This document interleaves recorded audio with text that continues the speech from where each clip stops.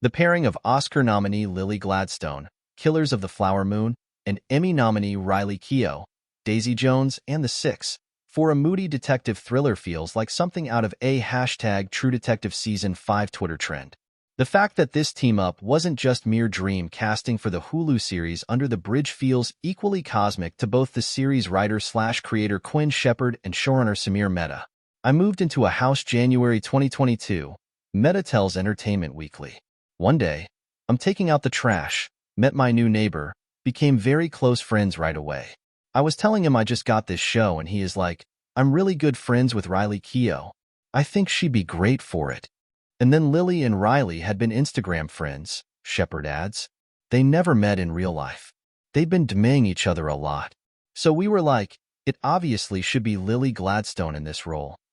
A brief teaser for the series, the first glimpse of the magic this combination created, aired briefly during this year's Oscars ceremony, where Gladstone was being recognized as a nominee for her breakthrough performance as Molly Burkhart in Martin Scorsese's acclaimed drama. EW can exclusively reveal the full trailer, along with insights from Shepard and Mehta. Neither of us wanted to make yet another classic murder mystery, Mehta says. We really wanted to find a way to elevate the genre and do something new with it. Shepard notes their main source material, author Rebecca Godfrey's compelling 2005 work Under the Bridge, was already doing that in some ways. It was a crime book that didn't feel like a crime book. There was a real gentleness and femininity to the way that the story was told. I felt like it offered a lot of space to tell a story both about Rena, but also about childhood and the stories of the other teenagers. Hulu's Under the Bridge, premiering April 17th, centers around the murder of Rena Vertika Gupta. On the night of November 14, 1997, the 14-year-old from Victoria, British Columbia, left to meet friends at a party and never returned home. Her body was later found floating in the Gorge Inlet waterway. The story unfolds partly through the eyes of Cam Bintland, Gladstone, a local police officer determined to find Rena, even though her colleagues passed the kid off as just another Bic girl. Like Bic Lighters, a particular group of Victoria's troubled teenagers are seen as just as disposable. In a fresh nuance, the show is also told from the perspective of Godfrey herself, Keough, who returns to her childhood home in her 20s to write a book about these teens and begins to unravel startling truths about the girls accused of Rena's murder.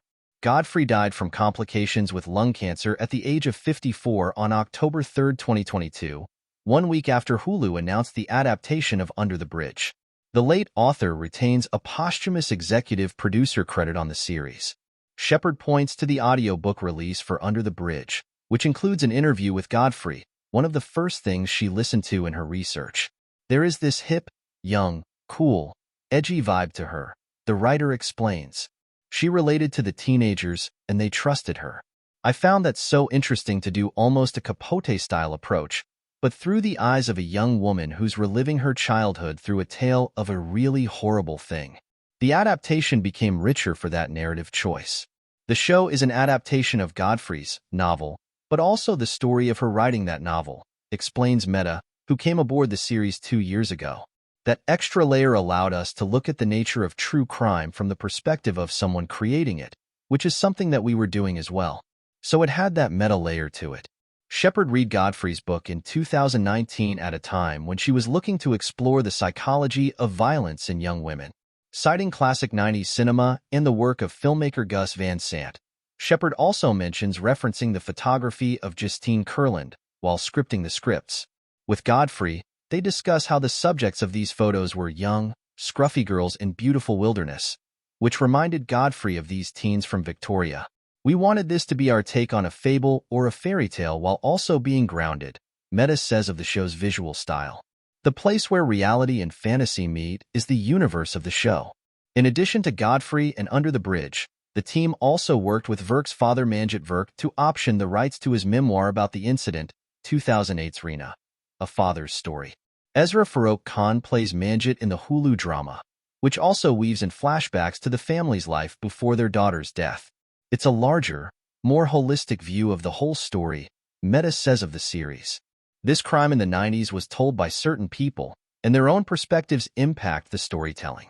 It really allowed you to, in an interesting way, comment on storytelling and on who tells whose stories within the show itself. That's where Shepard and Meta found many of the twists in the scripts for Under the Bridge. They were able to use perspectives, particularly those of these teenage girls in the vacuum of a high school rumor mill, to play with unreliable narrators. Who's really telling the truth at any given time? What are their motivations? What is fact and what is just gossip? It's like the way childhood fantasy grabs a story and twists it into its own narrative, Meta explains.